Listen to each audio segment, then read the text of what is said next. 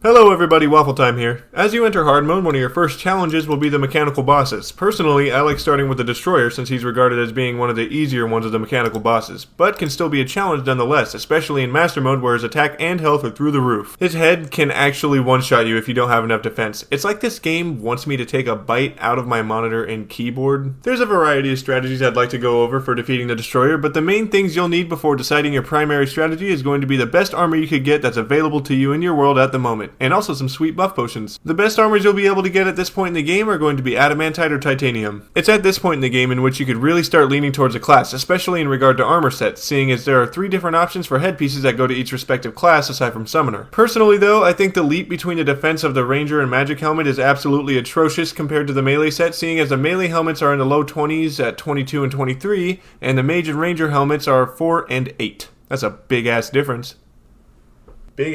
So normally, no matter what class I use, I end up using the melee headgear anyways, just to get that huge chunk of extra defense. So yeah, in hindsight, just get the best armor you could get, whether it be adamantite or titanium. Now let's move on to your buff potions. I always recommend Iron Skin, Endurance, Swiftness, Regeneration, and Wrath or Rage. They're all fantastic buffs to have during any boss fight. I also recommend eating some food for the well-fed buff, which is actually very, very helpful. If you're using anything with a bow and arrow, an archery potion helps extraordinarily. Alright, enough of the numbers, let's go beat the hell out of a giant mechanical laser shooting worm who for some odd reason has 153,000 health! There are various methods I'd like to show you guys today, but let's start with one that you all may be very familiar with. This loadout consists of a Daedalus Stormbow, holy arrows, and a skybridge that is approximately 150 blocks or more up with a platform opening so you can shoot right through it. The only things you're really going to have to worry about at any given point are the probes, harpies, and wyverns, which isn't too bad itself all things considered. The holy arrow and Daedalus Stormbow combo not only make the destroyer destroyed, but also take care of the probes and any other mob who dares to challenge you with fair ease. This is a really simple method with minimal grinding, so long as you could yank a Stormbow out of a hollowed mimic. I personally love using this method, not only because it's super satisfying, but also because it prepares you for the other mechanical bosses. The Stormbow is consistently a fantastic weapon, so using it on Skeletron Prime and the Twins is a great use as well. One quick tip I have in regards to the Sky platform is if you have a peace candle, use it. For the love of God, use it. This is because you're occasionally going to have to deal with wyverns and harpies, and by occasionally,